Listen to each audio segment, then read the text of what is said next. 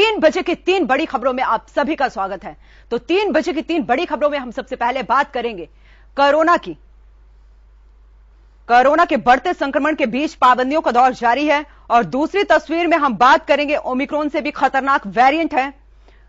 और तीसरी तस्वीर भिवानी में हुए हादसे की है, जहां चौथे दिन भी राहत और बचाव कार्य जारी है। इस बीच सरकार अब एक्शन में नजर आ रही है। तो 3 बजे की 3 बड़ी खबरों में आज हम पहली खबर में बात करेंगे कि क्या लॉकडाउन दोबारा से लग सकता है, क्योंकि जिस तरीके से दिल्ली में अब सख्ती बढ़ा दी गई है, वीकेंड कर्फ्यू लगाया गया है दिल्ली में, उसको देखते हुए जरूरी है। क्योंकि दूसरी तस्वीर में हम बात कर रहे हैं ओमिक्रॉन के नए वेरिएंट IHU की, जिसकी पुष्टि फ्रांस में हुई है। वही तीसरी तस्वीर भिवानी हादसा, मौत का जिम्मेदार यहां पर कौन है, क्योंकि 77 घंटे बीत जाने के बाद भी अभी तक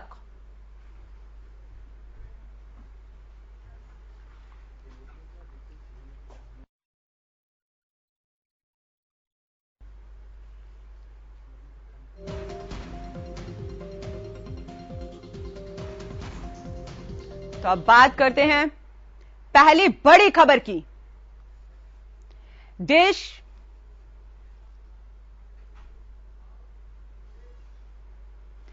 की राजधानी दिल्ली में पिछले 24 घंटों में 4000 से ज्यादा केस सामने आने के बाद दिल्ली सरकार ने पाबंदियां बढ़ा दी हैं। दिल्ली में अब नाइट कर्फ्यू के बाद अब वीकेंड कर्फ्यू भी लगाया गया है। शुक्रवार रात 10 बजे से सोमवार सुबह 5 बजे तक साप्ताहिक कर्फ्यू लागू किया गया है। इसके साथ ही दिल्ली में सरकारी दफ्तरों में जरूरी काम वाले दफ्तरों को छोड़कर सभी office work from home mode में रखे गए हैं।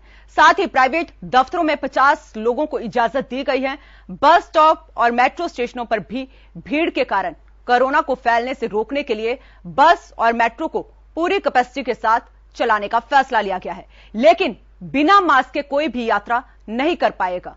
दिल्ली के उप मुख्यमंत्री मनीष सिसोदिया ने प्रेस कॉन्फ्रेंस कर यह जानकारी दी है। उन्होंने कहा, बढ़ते कोरोना केस को नियंत्रित करने के लिए सरकार चिंतित है। इस बीच दिल्ली के मुख्यमंत्री अरविंद केजरीवाल और बीजेपी सांसद मनोज तिवारी कोरोना पॉजिटिव पाए गए हैं। हरियाणा में भी सरकार अब एक्टिव मोड में नजर आ रही है। कोरोना और ओमिक्रॉन को हराने के लिए किशोरों और वयस्कों को वैक्सीनेट करने के लिए पुरजोर कोशिश की जा रही है। इसके साथ ही किसी गंभीर स्थिति से निपटने के लिए अस्पतालों को भी तैयार किया गया है। अस्पतालों में ऑक्सीजन युक्त बेड और डॉक्टरों को ट्रेनिंग दी जा रही है। इसलिए आज डीडीएमए की बैठक में सरकार ने कुछ फैसले लिए। उसमें सबसे इंपॉर्टेंट है कि दिल्ली में सैटरडे और संडे को यानी वीकेंड्स पर अब कर्फ्यू रहेगा। तो लोगों से अपील है कि कर्फ्यू के दौरान बाहर ना निकलें। बहुत जरूरी होने पर हॉस्पिटल या कोई बहुत एसेंशियल जरूरत पर ही बाहर निकलें, लेकिन सैटरडे संडे को कर्फ्यू का पालन करें, घर में रहें, वर्क फ्रॉम होम करें या परिवार के साथ बैठें। दूसरा, केसेस ना बढ़ें, इसलिए यह भी फैसला लिया गया कि जितने भी गवर्नमेंट ऑफिसेज हैं उनमें एसेंशियल सर्विस वाले ऑफिसेज को छोड़कर सबको अभी दफ्तर आने से मना किया जाएगा और केवल ऑनलाइन या वर्क फ्रॉम होम कराया जाएगा। तो government offices work from home mode पे रहेंगे या ऑनलाइन मोड पे रहेंगे। प्राइवेट ऑफिसेज को 50% अलाउ किया जाएगा। वो 50% कैपेसिटी ऑफलाइन रखें और 50% ऑनलाइन या वर्क फ्रॉम होम रखें।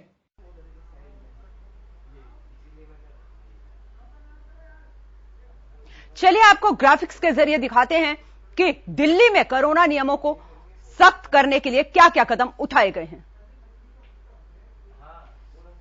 दिल्ली में लगा वीकेंड कर्फ्यू, बढ़ते केस को लेकर सरकार ने यह फैसला लिया है। शुक्रवार रात 10 बजे और सोमवार सुबह 5 बजे तक कर्फ्यू रहेगा। जरूरी काम वाले दफ्तरों को छोड़कर सभी office work from home mode पर रहेंगे। प्राइवेट दफ्तरों में 50% लोगों को इजाजत दी गई है और दिल्ली में बस और मेट्रो को पूरी कैपेसिटी के साथ चलाने का फैसला लिया गया है। बस स्टॉप और मेट्रो स्टेशन पर भीड़ के कारण कोरोना के फैलने का डर लगातार बना हुआ था। बस और मेट्रो में बिना मास्क के यात्रा नहीं कर पाएंगे। दिल्ली के सीएम अरविंद केजरीवाल और बीजेपी नेता मनोज तिवारी कोरोना पॉजिटिव पाए गए हैं। दिल्ली में लगा वीकेंड कर्फ्यू बढ़ते केस को लेकर सरकार ने यह बड़ा फैसला लिया है। शुक्रवार रात 10 बजे से सोमवार सुबह 5 बजे तक वीकेंड कर्फ्यू लागू रहेगा। जरूरी काम वाले दफ्तरों को छोड़कर सभी ऑफिस वर्क फ्रॉम होम करेंगे। प्राइवेट दफ्तरों में 50% लोगों को इजाजत दी गई है।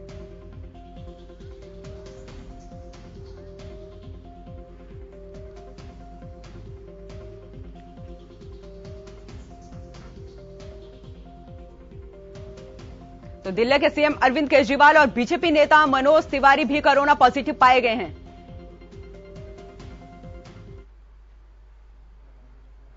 इसी खबर पर ज्यादा जानकारी के लिए हमारे साथ हमारे सहयोगी न्यूज रूम से करण जुड़ चुके हैं। करण, जानकारी चाहेंगे आपसे, क्योंकि बड़ा फैसला लिया है दिल्ली सरकार ने। जिस तरीके से कोरोना के केसेस लगातार बढ़ रहे हैं, उसको देखते हुए यह फैसला लेना बहुत जरूरी था। जी बिल्कुल, जिस तरह से देश में लगातार केसेस बढ़ रहे हैं और एक बार फिर लॉकडाउन का जो दौर है वो वापसी लौटने लगा है। देश की बात करूं तो देश में 24 घंटे में 37,000 से ज्यादा केस आए, जबकि राजधानी दिल्ली में 4,000 से ज्यादा केस आया है। और आज खुद मुख्यमंत्री अरविंद केजरीवाल भी जो है कोरोना संक्रमित पाए गए। साथ ही बीजेपी सांसद मनोज तिवारी भी संक्रमित पाए गए, जबकि पूर्व केंद्रीय मंत्री बीजेपी के जो है वो भी संक्रमित पाए गए। तो इसी के मद्देनजर जो है पूरा घटनाक्रम हो, उसके मद्देनजर जो डीडीएमए की बैठक हुई, उसमें जो है ये बैठक उसमें फैसला लिया गया कि दिल्ली में जो है वीकेंड कर्फ्यू का ऐलान किया गया, जिसमें जो है शनिवार और रविवार को 2 दिन जो है वीकेंड कर्फ्यू रहेगा दिल्ली में। और ये फैसला जो है शुक्रवार रात 10 बजे से सोमवार सुबह 5 बजे तक रहेगा। और इसका ज्यादा जानकारी के लिए जो है खुद जो है मनीष सिसोदिया ने प्रेस कॉन्फ्रेंस कर ज्यादा जानकारी दी और कहा कि जो है जो मेट्रो है और जो बसेस है उसमें जो है पूरी क्षमता के साथ फुल कैपेसिटी के साथ जो है लोग जो है ट्रैवल कर सकेंगे। साथ ही उन्होंने ऐलान किया कि जो ऑफिस है, गवर्नमेंट ऑफिस है, उसमें वर्क फ्रॉम होम की सलाह दी गई है लोगों को, साथ ही कर्मचारियों को। जबकि प्राइवेट ऑफिस है उसमें जो है प्राइवेट ऑफिस में कर्मचारियों को कहा गया है कि वो जो है घर पर ही काम करे। और इसी तरह के जो है फैसले लिए गए। साथ ही अगर बात करूं कोरोना की, तो कोरोना के आंकड़े लगातार बढ़ रहे हैं, जिसके मद्देनजर जो है दिल्ली सरकार ने ये फैसला लिया है। लेकिन करण, बात यहां पर यह है कि सवाल यहां पर यह भी खड़ा होता है कि जिस तरीके से लगातार कोरोना केसेस बढ़ रहे हैं, जो सरकार द्वारा कोरोना गाइडलाइंस जारी की गई हैं, लोग उसकी पालना करते हुए नजर नहीं आ रहे हैं। जी बिल्कुल, लगातार जो है तमाम राज्य सरकारें जो है तरह तरह की पाबंदियां लगा रही है, लेकिन जो है जमीनी स्तर पर कहीं ना कहीं जो है लोग जो है लापरवाही बरत रहे हैं। लगातार मार्केट में जाकर देखे तो भीड़ जो है बरकरार है। अभी भी जो है भले ही राज्य सरकार ने जो है दिल्ली सरकार ने जो है मेट्रो में जो है पूरी कैपेसिटी के साथ मेट्रो चलाने की अनुमति दे दी है, लेकिन मास्क जो है वो अनिवार्य करा है। लेकिन कहीं ना कहीं सवाल ये भी उठता है कि केवल जो है 100% के साथ अगर लोग मेट्रो में आएंगे, बसों में आएंगे, तो कोरोना का खतरा तो फिर भी बनेगा। केवल अगर आप जो है कर्फ्यू लगा देंगे, लेकिन मेट्रो में भीड़ बनेगी, बसों में भीड़ बनेगी, तो कहीं ना कहीं संक्रमण फैलने का जो है खतरा फिर भी मंडराएगा। तो कहीं ना कहीं जो तीसरी लहर की बात हो रही है, जिसकी आशंका बिहार में जो है राज्य सरकार ने बता भी दिया कि तीसरी लहर शुरू हो चुकी है। कई राज्य सरकार और कई विशेषज्ञ कह रहे हैं कि भारत में तीसरी लहर जो है वो शुरू हो चुकी है। तो जिसका खतरा जो मंडरा रहा है, जिस पर बच्चों पर भी खतरा मंडरा रहा है, तो उसकी जो आशंका है वो सच सामने होगी। और क्योंकि तीसरी लहर भारत के लिए बेहद खतरनाक भी मानी जा रही, क्योंकि दूसरी लहर में सभी ने देखा था कि कितनी भारत में जो है मौतें हुई थी, तो उसी का खतरा जो है वो सच साबित हो सकता है। लेकिन पाबंदियां जरूरी है, लेकिन वो जमीनी स्तर पर भी पाबंदियां दिखनी चाहिए। वही बात यहाँ पर यही है कि दूसरी लहर में जिस तरीके से स्वास्थ्य सेवाएं बिल्कुल चरमरा गई थी, ऑक्सीजन की कमी थी, मौत का आंकड़ा इतनी तेजी से बढ़ रहा था, तीसरी लहर को देखते हुए स्वास्थ्य विभाग कितना अलर्ट है? जी बिल्कुल, तीसरी लहर की जहां तक बात करूं तो स्वास्थ्य विभाग ने अभी हाल ही में 2 वैक्सीन को जो है अप्रूव किया था, और इससे जो है कहीं ना कहीं वैक्सीनेशन का जो आंकड़ा उसमें कई वैक्सीनेशन में तेजी आएगी। साथ ही तमाम तरह की जो है ऑक्सीजन को लेकर भी तमाम तरह की तैयारी की गई है। वही दिल्ली सरकार की बात करूं तो दिल्ली सरकार ने कोरोना के बढ़ते आंकड़ों को देखते हुए एम्स के जो डॉक्टर है उनकी जो है छुट्टी कैंसिल कर दी है, ताकि जो है किसी तरह की कोई कमी ना आए और मरीज जो लगातार बढ़ रहे हैं उनको प्रॉपर जो इलाज मिल सके।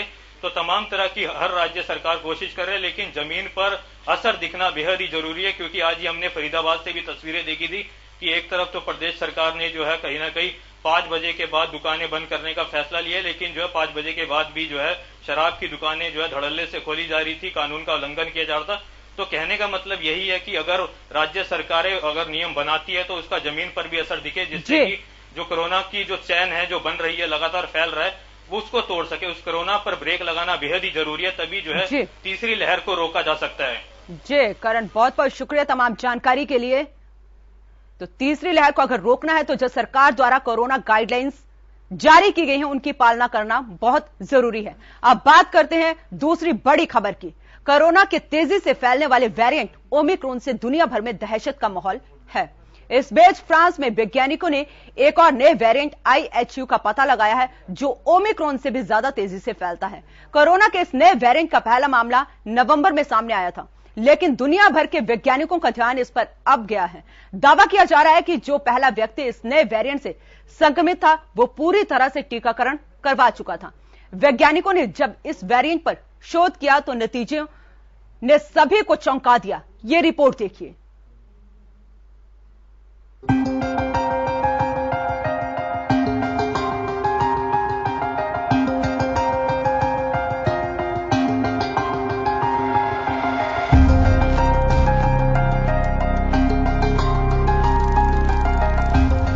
फ्रांस में मिला नया वेरिएंट IHU।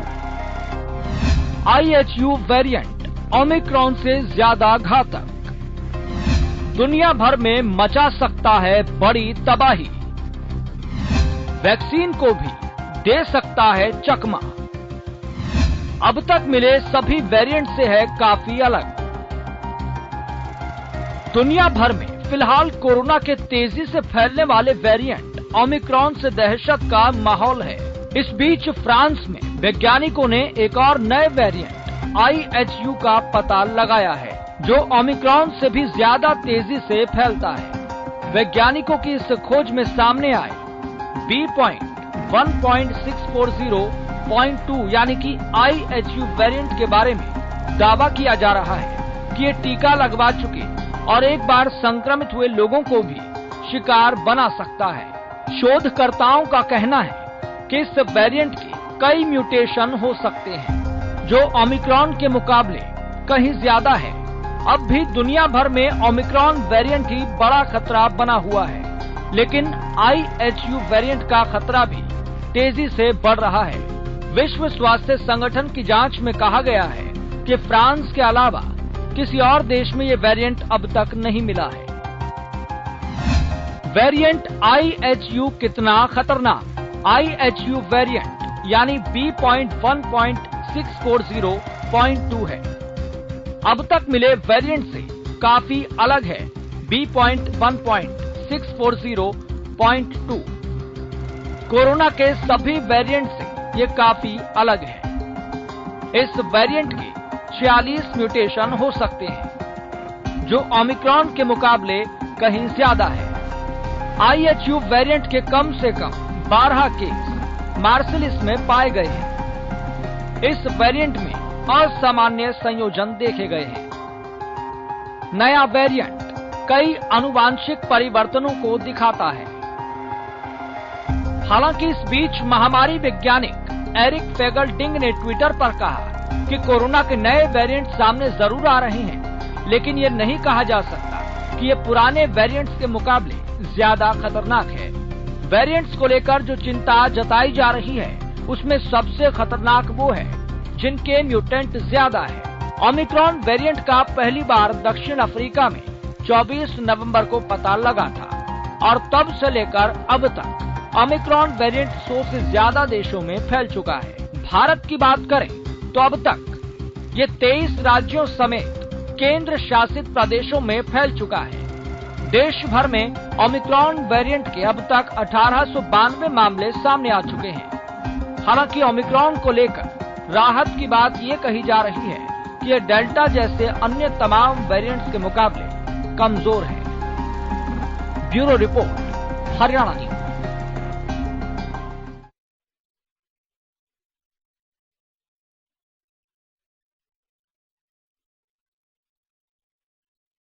पर ज्यादा जानकारी के लिए हमारे साथ हेल्थ एक्सपर्ट स्वाति महेश्वरी जुड़ चुके हैं। मैम बहुत बहुत स्वागत है आपका हरियाणा न्यूज पर।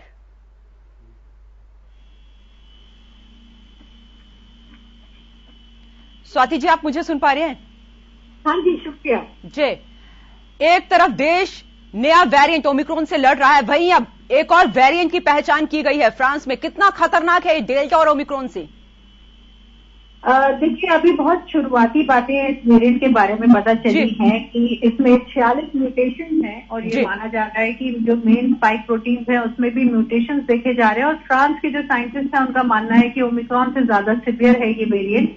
लेकिन अभी बहुत जल्दी होगा, क्योंकि जब भी बहुत तेजी से महामारी फैलती है तो कई सारे ऐसे छोटे छोटे वेरिएंट कोरोना के सामने आते हैं, लेकिन वो कितने चिंताजनक है ये कह पाना अभी जल्दबाजी होगा। WHO ने भी इसे अभी वेरिएंट ऑफ कंसर्न नहीं माना है, तो वो भी अभी इसके बारे में और ज्यादा तहकीकात कर रहे हैं और जो वहां से जानकारी आ रही है उसकी समीक्षा करने की कोशिश की जा रही है कि क्या ये वेरिएंट सच में हमारे लिए चिंताजनक है या नहीं है। लेकिन हाँ, डेफिनेटली जिस तरह से फ्रांस के साइंटिस्ट का कहना है कि म्यूटेशंस काफी देखे जा रहे हैं, ओमिक्रॉन से भी ज्यादा म्यूटेशंस हैं इसमें, और उनके यहाँ कुछ मामले इसकी वजह से आए भी हैं, जिसकी वजह से उन्होंने चिंता जाहिर करी है और दुनिया को आगाह करने की कोशिश की है। तो डेफिनेटली इसको बहुत क्लोजली मॉनिटर करने की जरूरत होगी कि ये जो नया वेरिएंट है क्या ये फैल ज्यादा रहा है या इसकी संभावनाएं दूसरे देशों में मिलने की है या नहीं, इसकी पुष्टि अभी नहीं हुई है। तो फिलहाल के लिए अभी थोड़ा सा अभी हमें वेट एंड वॉच की पॉलिसी को और अपनाना पड़ेगा। जी, हमारे साथ अजय मोहन भी जुड़ चुके हैं, वाइस प्रेसिडेंट हैं एम्स के। सर बहुत बहुत स्वागत है आपका हरियाणा न्यूज पर।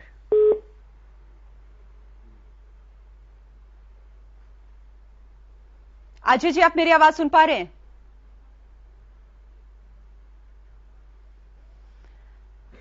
चलिए, संपर्क टूट गया है। चलिए मैं फिर से स्वाति जी आपके पास आती हूं। आपने जिस तरीके से बताया कि अभी इसको वेरिएंट ऑफ कंसर्न घोषित किया हुआ है वैज्ञानिकों ने, लेकिन एक सवाल यहां पर यह भी है कि डेल्टा से ज्यादा खतरनाक है ओमिक्रॉन और ओमिक्रॉन से भी ज्यादा खतरनाक है IHU। जिस मापदंड पे हम इसको ज्यादा खतरनाक मान रहे हैं वो मापदंड ये है कि फैलने की क्षमता बहुत तेज है। जैसे डेल्टा से कहीं तेजी से ओमिक्रॉन फैल रहा है और उनका मानना है कि शायद जो ये IHU वेरिएंट है ये ओमिक्रॉन से भी ज्यादा तेजी से फैलेगा। लेकिन जैसे हम अभी देख रहे हैं कि केसेस बहुत सीवियर नहीं आ रहे हैं, माइल्ड केसेस ज्यादा सामने आ रहे हैं ओमिक्रॉन को लेकर के, तो अभी इस बात की पुष्टि नहीं हुई है कि जो IHU वेरिएंट है क्या वो ज्यादा घातक भी है या केवल उसमें फैलने की क्षमता ज्यादा है। तो अभी शायद आने वाले एक हफ्ते के अंदर और ज्यादा जानकारी इसके बारे में आएगी, क्योंकि अभी बहुत शुरुआती केसेस सामने आए हैं। और जिस तरह से अभी इसका जीनोम सीक्वेंस, क्योंकि अब फ्रांस के साइंटिस्ट ने इसको सार्वजनिक कर दिया है, तो अब बाकी देश भी इसकी पुष्टि करने की कोशिश करेंगे कि उनके देशों में जो केसेस पॉजिटिव आ रहे हैं क्या वो ओमिक्रॉन है या IHU है। तो एक बार जब जीनोम सीक्वेंस पता चल जाता है तब ये आइडेंटिफाई करना थोड़ा आसान हो जाता है। तो अभी थोड़ा सा हमें वेट करके देखना पड़ेगा कि क्या ये एक ही जगह पर जो केसेस हैं वो आइसोलेटेड हैं या ये केसेस हमें और जगह भी मिल रहे हैं, फैल रहा है या नहीं फैल रहा है। इन चीजों के बारे में और आने वाले एक हफ्ते में मुझे लगता है ज्यादा जानकारी मिल पाएगी। जी स्वाति जी, आप बने रहे हमारे साथ एम्स के वाइस प्रेसिडेंट अजय मोहन जी भी जुड़ चुके हैं। सर बहुत बहुत स्वागत है आपका हरियाणा न्यूज पर। नमस्कार जी। जी सर, एक तरफ देश जहां ओमिक्रॉन वेरिएंट से जूझ रहा है, कोरोना के लगातार केसेस बढ़ रहे हैं और अब एक और नए वेरिएंट की पुष्टि हो गई है फ्रांस में, IHU। कितना खतरनाक है ये? क्या हमारा स्वास्थ्य विभाग इससे, अगर ऐसी कोई चुनौती आ जाती है तो इससे लड़ने के लिए सक्षम है? एक्चुअली मैं पहले से मैं आपको बोलना चाहता हूँ कि डेल्टा वेरिएंट से अभी ओमिक्रॉन की टाइम चल रहा है, तो ओमिक्रॉन एक्चुअली डेल्टा वेरिएंट से काफी कंपैरेटिवली सीरियसनेस कम है, सिम्टम्स भी मतलब कंपैरेटिवली कम है, माइल्ड कोल्ड और कफ और फ्लू लाइक सिम्टम्स के साथ ही होते हैं और फीवर भी मतलब काफी कम है compare to delta variant. Variant of concern इसलिए WHO ने इनका नाम ऐसे रख दिया इसलिए कि उसका स्प्रेडिंग कैपेसिटी, कंटेजियस कैपेसिटी बहुत ज्यादा है कंपेयर टू डेल्टा वेरिएंट। लेकिन सीरियसनेस अगर देख रहे हो तो इस बार हॉस्पिटलाइजेशन काफी कम हो सकता है। आगे जितना मतलब पैंडेमिक आगे बढ़ रहा है उतना मतलब वो वायरस का जो स्ट्रेंथ जो कम हो रहा है, तो ये एक्चुअली हमारे लिए अच्छा पॉइंट है। एंड साथ साथ इस बार कंपैरेटिवली जैसे हमारे डायरेक्टर डॉक्टर रणदीप गुलेरिया ने ऑलरेडी मतलब एक प्रेस मीटिंग में ऑलरेडी बोल दिया था कि इस बार ऑक्सीजन रिक्वायरमेंट भी काफी कम होंगे जी, और हॉस्पिटलाइजेशन भी काफी कम होंगे पेशेंट्स में। तो इसमें ज्यादा मतलब वैक्सीन कितनी कारगर साबित होंगी? वैक्सीन के बारे में अगर बोल रहे तो इवन दोनों वैक्सीन मतलब कंपैरेटिवली बूस्टर डोज की जरूरत पड़ेगी लोगों को। वैक्सीनेशन से एक्चुअली कंपैरेटिवली सीवियरिटी कम हो सकता है, लेकिन इन्फेक्शन होने का चांसेस तो बराबर है। ठीक है, तो लेकिन सीरियसनेस ऑफ बीमारी का सीरियसनेस काफी कम होंगे। और अगर दोबारा अगर पॉजिटिव हो रहे हो तो ऐसा मत सोचना कि मतलब एक बिल्कुल नया एक बीमारी है। ये बस थोड़ा सा म्यूटेशन की वजह से मतलब इन्फेक्शन हो सकता है, लेकिन बाकी सब कुछ ऑलमोस्ट बराबर ही होंगे। लेकिन सिम्टोमेटिकली काफी बेटर होगा पेशेंट कंपेयर टू पुरानी डेल्टा वेरिएंट के हिसाब से। लेकिन बस एक ही चिंताजनक बात यही है कि उसका स्प्रेडिंग कैपेसिटी बहुत ज्यादा है कंपेयर टू, अगर मान लो 10 डबल भी बोल सकता है जी कंपेयर टू डेल्टा वेरिएंट जी। चलिए, बाकी नया वेरिएंट के बारे में अभी स्टडीज चल रहे हैं, उसके बारे में ज्यादा जानकारी हमें आगे 1-2 हफ्ते 1-2 महीने में ही मिलेंगे जी। चलिए डॉक्टर अजय और डॉक्टर स्वाति, आपका बहुत बहुत शुक्रिया हमारे साथ इस मुद्दे पर चर्चा करने के लिए।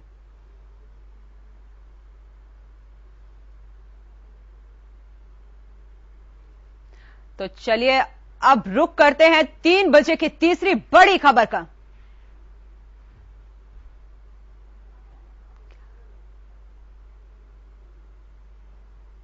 वह 70 घंटे से जिंदगी की जंग जारी है। जी हां, भिवानी में पहाड़ दरकने से चट्टानों के नीचे फंसे मजदूर तो जिंदगी की जंग लड़ ही रहे हैं, लेकिन उनके साथ आपका चैनल हरियाणा न्यूज भी जंग लड़ रहा है।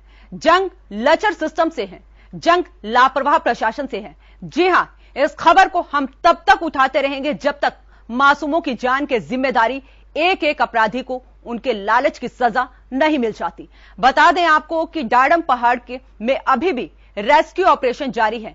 बचे हुए जो बड़े पत्थर हैं उनकी अब दोबारा फिर ब्लास्टिंग की जा रही है और थोड़ी देर पहले ही एक पोकलैंड मशीन को भी निकाला गया है। इस बीच खनन मंत्री मूलचंद शर्मा ने कल 11 बजे हरियाणा सचिवालय में तमाम खनन अधिकारियों की अहम बैठक बुलाई है, जिसमें अवैध खनन पर नकेल कसने को लेकर समीक्षा होगी। साथ ही इस बैठक में कोई बड़ा फैसला भी हो सकता है।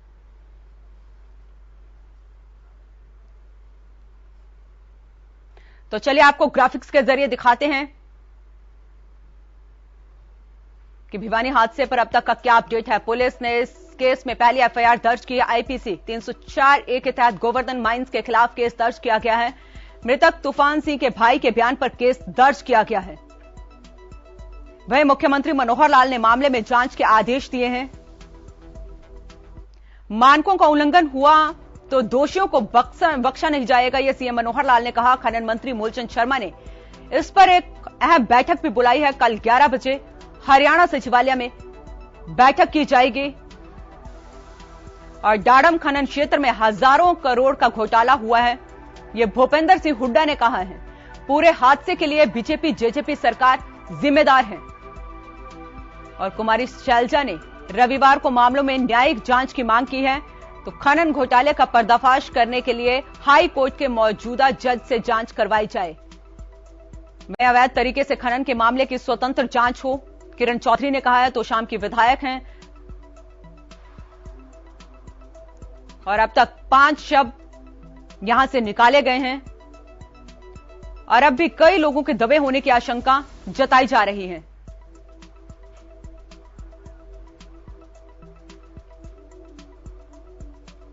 तो आईपीसी 304A के तहत गोवर्धन माइंस के खिलाफ केस दर्ज किया गया है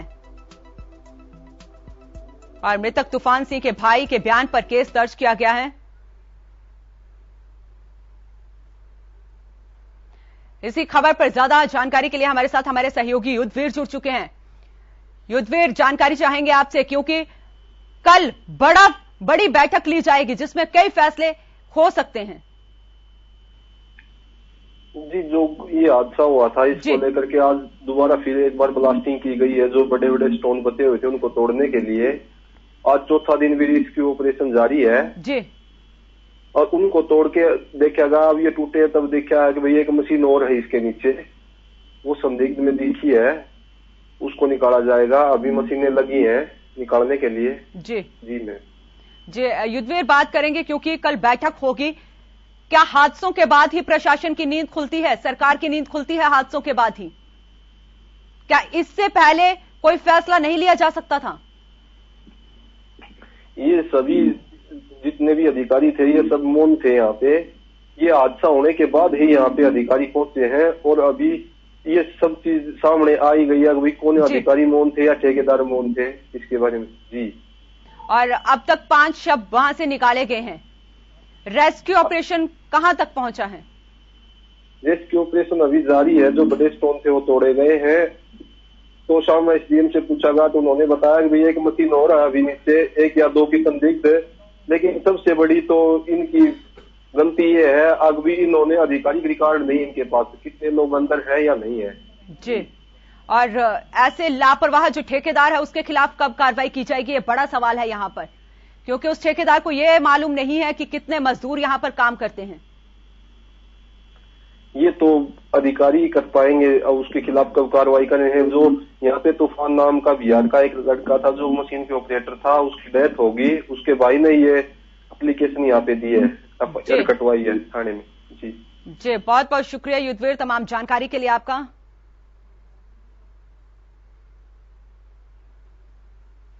तो भिवानी हादसे के बाद अब सरकार एक्शन मोड में नजर आ रही है और कल हरियाणा सचिवालय में बैठक की जाएगी। खनन मंत्री मूलचंद शर्मा कल बैठक लेंगे। तो 3 बजे की 3 बड़ी खबरों में इतना ही। आप देखते रहें हरियाणा न्यूज।